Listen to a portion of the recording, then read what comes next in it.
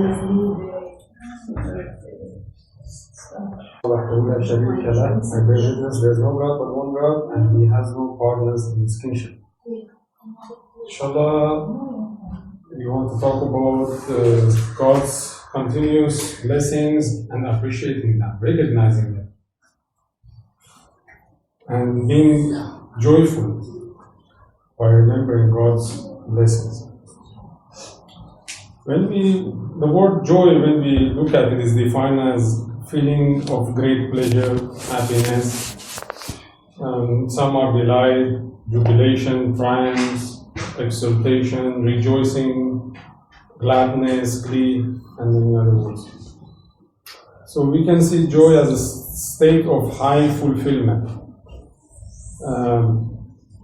We read that one way to seek it is being more aware of what gives us joy in our moment-to-moment in life. The Quran tells us in Surah 83, Ayah 25 and 24, Bismillah, you recognize in their faces the joy of bliss. In Surah 10, Ayah 64,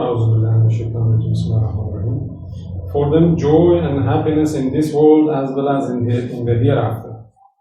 This is God's unchangeable law, such is the greatest triumph.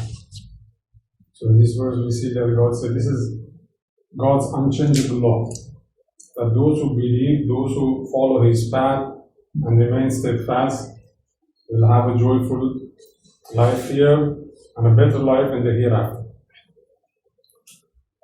So what brings us joy? For some of us, seeing and thinking about the wonder of creation, God's creation, as we see this in Surah 35, Ayah 27, Bismillah.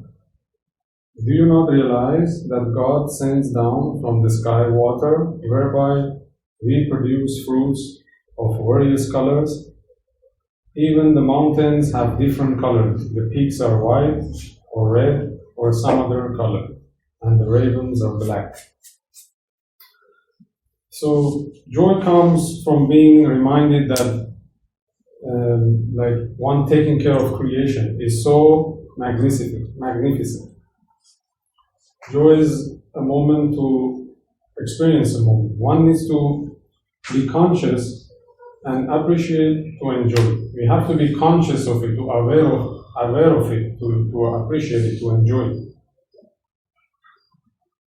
We experience the joy of His presence, like we see in the Bible, in the Psalms, chapter 16, verse 11. In Thy presence is fullness of joy. At Thy right hand there are pleasures for everyone. These are in the Bible. Be glad in the Lord and rejoice, you righteous, and shout for joy, all you who are upright in the heart. The same command is. The joy of Lord is your strength. This is in another chapter. Often we are so trapped in thoughts of future or past that we forget to experience, let alone enjoy what's happening right now.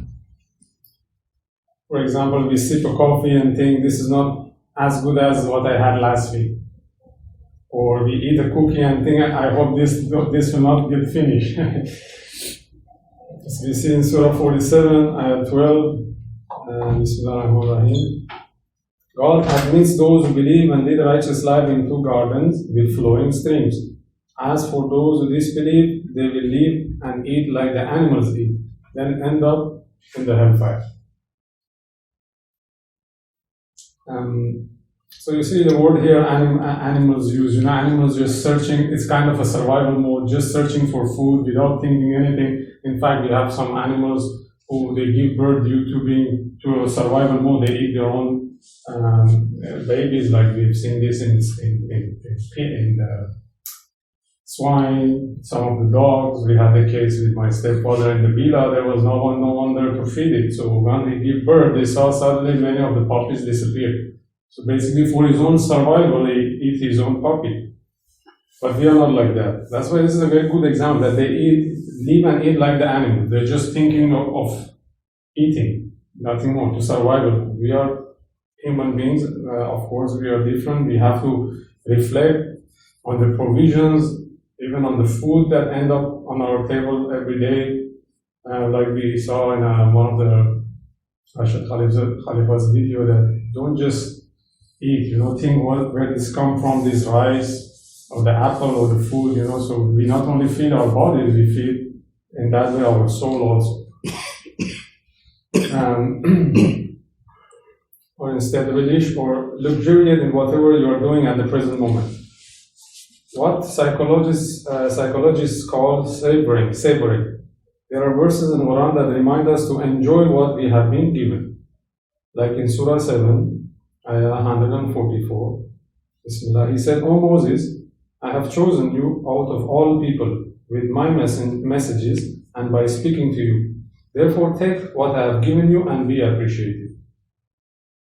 In Surah 11, Ayah 86, Bismillah, whatever God provides for you, no matter how small, is far better for you if you are really believers. I am not a guardian over you. So we see that God says whatever is provided for you, no matter how small, we have to be appreciated. Because we see this case in this world, sometimes certain people compare it, it's not only related to food, they compare themselves with other people and they become, it gives them a bad feeling. He has more, living a better place. First of all, that falls under the category of jealousy also. These are all forbidden in the world. That's why we look what we have and we be appreciative. And we should remind ourselves that, first of all, we don't deserve to be here in the first place. When we committed in the great food, the sin, what angels say? Put them all in hell. But God says, I know what you do not know, basically giving us another chance. So we are being given more than what we really deserve. So in that case, remembering that, we should be appreciative for whatever God has given us. Again, the same Iranian prayer, I remember, thank you God for whatever you have given me and whatever you have not given me. And that also indicates that certain things we might be asking might not be good for us. I don't want to label all, you paint with the same, you think all are same, no. But I have seen many cases when the person is becoming rich or he reached to a position and you see the personality change, the kind of ego grows. Not all, I'm saying. Some people remind themselves, they try to be humble, but many people I've seen when they reach to wealth or a higher position, you see either they're abusing their authority or they're being more proud. And we have a verse in the Quran clearly say, God says, do not be proud of what is bestowed upon you, and do not be sad if you miss it. Surah 20, Ayah 130, Bismillah. Therefore be patient in the face of their utterances and praise and glorify your Lord before sunrise and before sunset. And during the night glorify Him, as well as both ends of the day, that you may be happy. So this covers all our day. Both ends of the day, during the day. That means we should be conscious of God. We should remember God throughout our day, all day. How can we bring more moments of joy into our lives? What are the tools of joy? In my opinion, one thing is that we can never count our blessings, as God says in the Quran, but we can remember them, one by one. Sometimes we take things so much for granted. We have certain people right now as we speak. First of all, there are countries, wars going on, no food, no medication, there are orphanages destroyed, children are just left in the street to find there are certain situations. Apart from that, we take little things that we take for granted. That's like such as taste of the food, chewing food, or to be able to even walk or talk. There are people with certain disease or difficulties, they have lost their speech, the speech problem. Or we had rare cases where they don't feel the taste of the food. Can you imagine? Whatever you eat, you don't understand the taste of food. What kind of blessing is that? Because food in this world for us is kind of gives us pleasure, trying different spices, different fruits, vegetables. Imagine that is taken away from us. So all these certain things that could be little things that we take for granted is actually all our great blessings from God. To be able to walk. I knew certain people in Iran The guy was driving and suddenly had an accident. He lost his both eyes. And of course, he was not a submitter. He tried to empty on everyone. He was beating his children more often. One time in front of me, we were a short time in their home. He had an argument with his wife. He threw the TV. He broke the TV. Blind guy. He threw the TV on the ground. The children were all terrified like that, upset why I lost my eyesight. Even for submitters, it's difficult, we have a lot of challenges to submit that I was able to see till yesterday. Now I cannot see, total darkness. Now imagine if you are not, if someone doesn't believe in the hereafter and they try to empty on others, on their children, the whole family was suffering because of this. So even the eyesight is such a great blessing. There are so many, indeed, what God says in the Quran, we can never encompass. Surah 10, Ayah 58. Bismillah say, with God's grace and with His mercy they shall rejoice. This is far better than any wealth they can accumulate. So we can imagine, let's say, we strive, of course, maybe we reach to a great wealth. And we imagine we have a great wealth right now, buildings, towers, offices, a lot of employees, something that super rich. But if you really reflect on it, if our health is taken away, none of them is, for me personally, it would be satisfying. If I have a health problem, if I have a cancer, God forbid, if I have, I lost my eyesight, all this wealth will not give you happiness.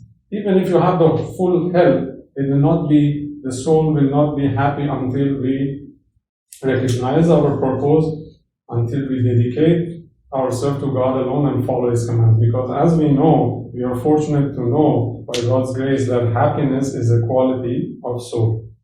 It's not just by acquiring more material things or by having more children, or it's all purely quality of soul.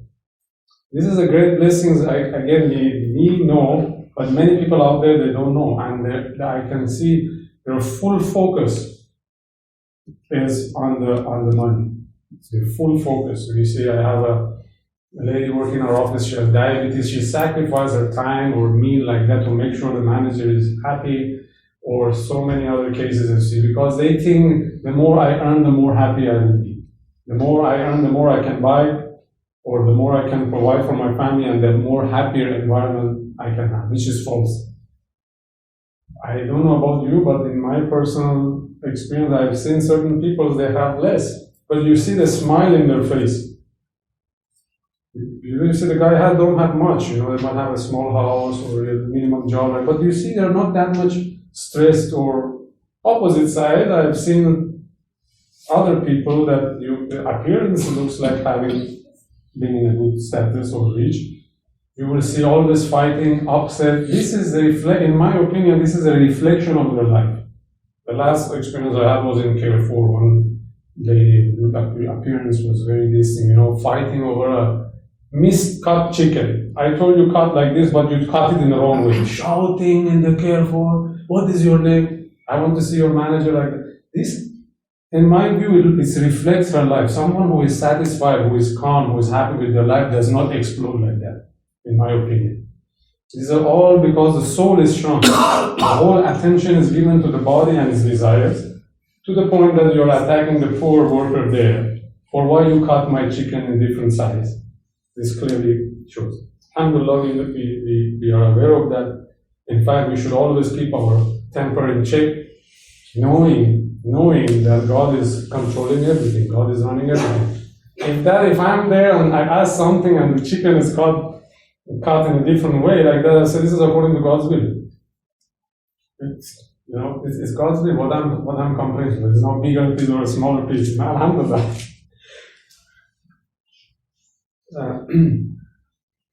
Joy, back to the joy in the future. Joy in the future can be called hope. Joy in the past can be called memories. So I think to experience true joy, we have to be mindful of God in the present. Mindfulness. Or Godfulness. So we have to be mindful of God in our present time. Is being present or aware of or conscious. It means feeling the ground beneath our feet as we walk and thanking God for it. Each step we take, we are walking, we are breathing His air. Everything is designed perfectly. Imagine if gravity, something happened, or gravity is not there, we float in the air. Everything is perfectly designed. So everywhere, every direction we look, we see reasons to be appreciative and thankful. Everyone says that they want to live in the present, but there's a paradox. If you are not in the present, you are not there to know you are not there. This was said by a Harvard researcher. So how do you get there? When you are actively noticing new things, you become more aware of the context and perspective. You end up with a healthier respect for uncertainty. And you will have, it will not worry you what will happen in the future. Something we are taught to fear. Our baseline state should be mindful. It's how we should feel virtually all the time. As we know, as we learn from the Quran, fear, worry, all these are from Satan. What will happen? How will I end up in Dubai? What if something war come here and then I have to leave my job? All these thoughts, negative thoughts, are coming from Satan. We have to remind ourselves the way. Did I ever go unsheltered? Did I ever go hungry? Did I ever get sick and God didn't heal me? In fact, that should assure our heart that our God was always with us, protected us, guided us, even though when we were astray, even though when we were not yet submitters. We see so many instances in our life that how God protected us, healed us, saved us from certain situations. Inshallah, we continue next khutbah to Bilal.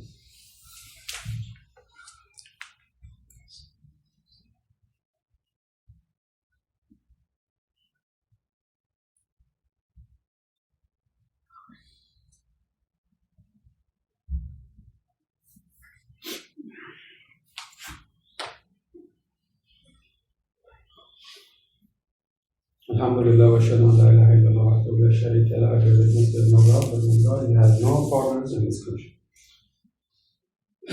So inshallah we continue same subject, experiencing joy, being happy, and being mindful of God at our present time and always. Surah 7, Ayah 99, Bismillah.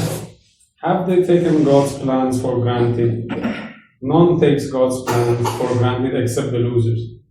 We have seen this, certain people take things for granted, as if they last forever. Small things to big things. But we know that we should not do that. We don't take anything for granted, but we put our trust in God. We always have hope in Him. So even if certain tests come up, or certain, we might think it's adversity, but it could be a blessing in disguise. At that moment, all we need to do is turn to God. We don't rely on any human being. I need to communicate with this guy. Maybe he will help me to improve in this situation. This could be in job. This could be in family matters. We don't do that. We completely rely on God.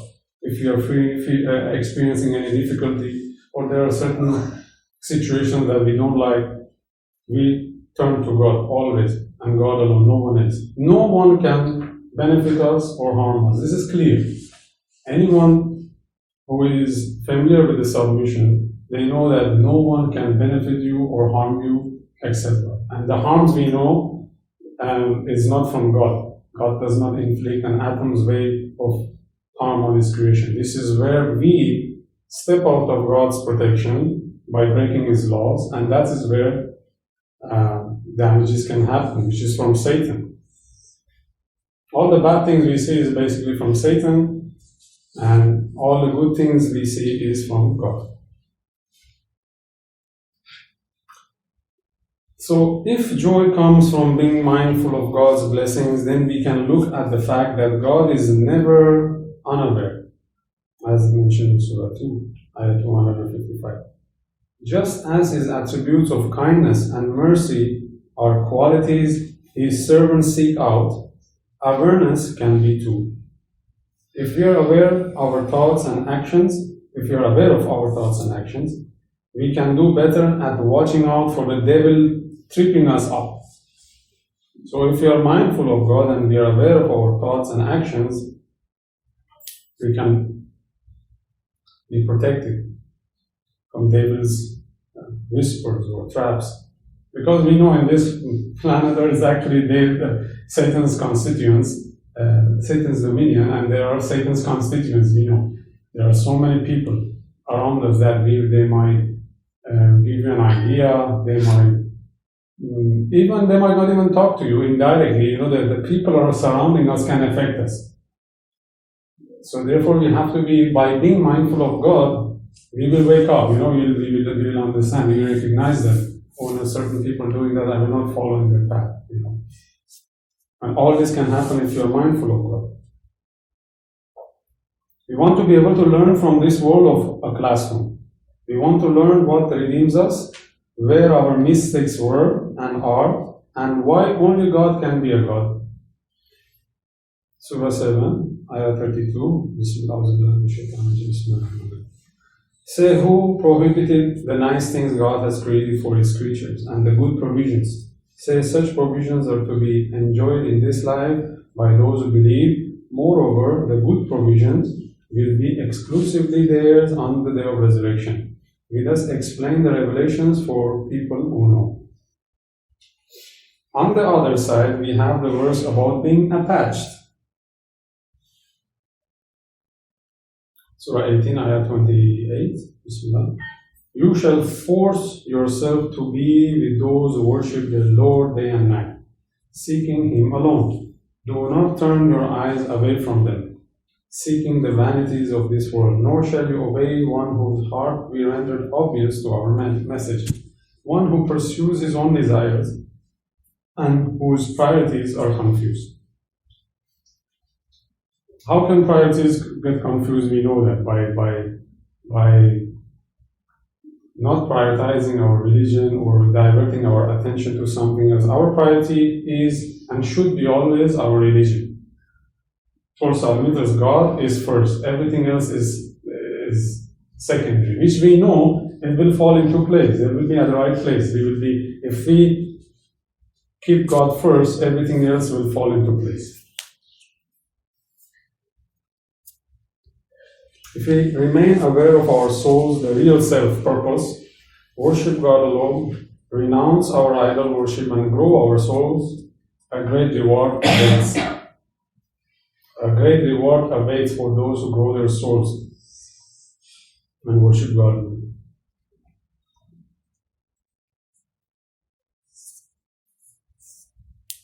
Surah 13, Ayah 24, Bismillah. This is what will be told for those who grow their souls, or they were mindful of God, who kept their God first, who kept their religion first. Surah 13, Ayah 24, Bismillah. Peace be upon you because you steadfastly persevere. What a joyous destiny. Surah 13, Ayah 29, Bismillah. Those who believe and lead a righteous life have deserved happiness and a joyous destiny. Surah 32, Ayah 17. You have no idea how much joy and happiness are awaiting for you as a reward for your righteous works. Surah 56, Ayah 89. Then joy flowers and gardens of bliss. So the path is made very clear in the Quran. All we need to do, although in word might seem simpler, but it needs a lot of actions in that path, is to devote ourselves to God alone, to be mindful of Him, and to remain steadfast. I also want to mention that being mindful, following God's commandments, for example, that we have to read Quran every day, it's mentioned, we have to read as much as we can. The more we pay attention, the more we try to be more careful, the more we make this important in our life, the more we will be happy. For example, there is a simple commandment in the Quran. I give you one example. Is write a will for the benefit of your family.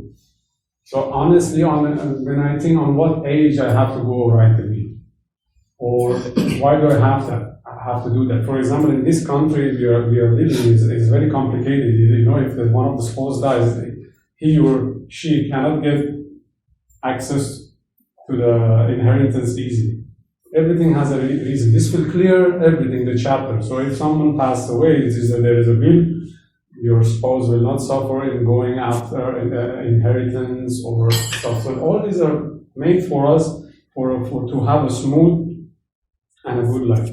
Write a will. I don't know how many of us still know approach to write a will. So there are details, there are all this information that want for us to follow. And then the more we follow, the more we seek God's guidance, inshallah, He will guide us and help us to become better submitters. To the level of mu'mins, who don't like to be that level that you strive with your money and your lives with no doubts or whatsoever. That is called a mu'min. So inshallah, may God guide us and help us to lead a righteous life. We put our trust in Him alone, in striving to become better submitters, inshallah. Akim as-salam.